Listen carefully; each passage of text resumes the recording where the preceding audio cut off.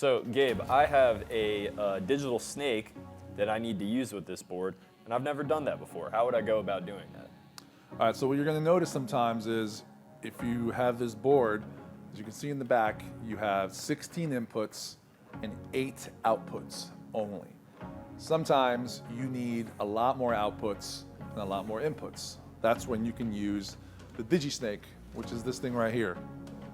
So this DigiSnake is what we're gonna use, and it's basically, that's what it is. It's a snake remote for your inputs and outputs.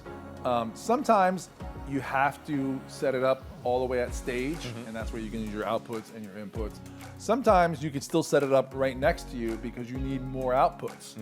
So sometimes 16 inputs is plenty, but you need more than 8 outputs because you have maybe 2 go to the mains, Right. 2 go to delays, 2 go to another set of delays, Right. 2 camera feeds, 1 web feed, right? Then you need an extra. And then you might have another streaming feed, Right. and then whatever. So Yeah. you have You gotta tons of expand your outputs. outs, Yeah. yeah. So you're going to Okay. need the DigiSnake, which is great.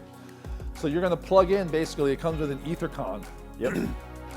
Which is basically Cat 5, Cat 6, but I prefer that they do say to please use the EtherCon for these RJ45s, Right. because it clicks in just like Yeah, an it's got a XLR locking in the back. mechanism, As you can see, there's an A and a B. Yep. A and B. For what we use this, we're only using one. Right. So I always use A, Okay. and then on the other end of this DigiSnake is going to be A. All right.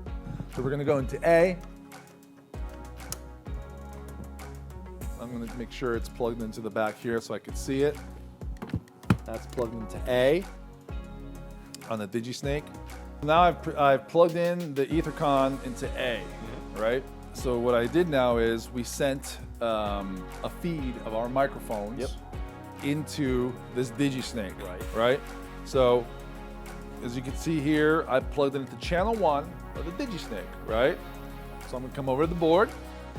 I'm gonna go to channel 1, select, hello. I don't see anything. I don't see anything either. I don't see anything. There's nothing going What on. happened? What happened? We got to figure it out. All right, so it's probably in the routing. So what you have to do is basically assign what's going on there on here.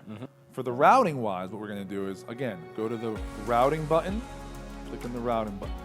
You can see in connected devices in A, you see the DigiSnake. There it is. Yeah, Yep. there it is.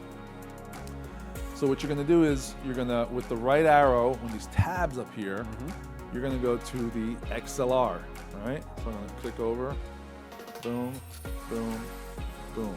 All right, so now to route for this channel 1 to be channel 1 on this board, you gotta go to the routing. So you hit routing, and you will see in the connected devices in A, you see the DigiSnake, Yep. right? There it is. So as you'll see here, local Yes. is the first ones you'll see. Local means at the board. Back of the board is local. Right. Anything else is going to be an AES 50. That's because you're using this, and that DigiSnake is AES 50. Right. It's either going to be A or B, right? We talked about A or B. We're using A. So Right. forget about B right now. So for channels 1 through 8 on this board, go like that.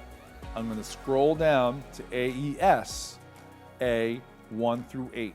I'm going to connect that, and now we could see our level there. Yep. There it is. Yep. So that's the DigiSnake for connecting it that way.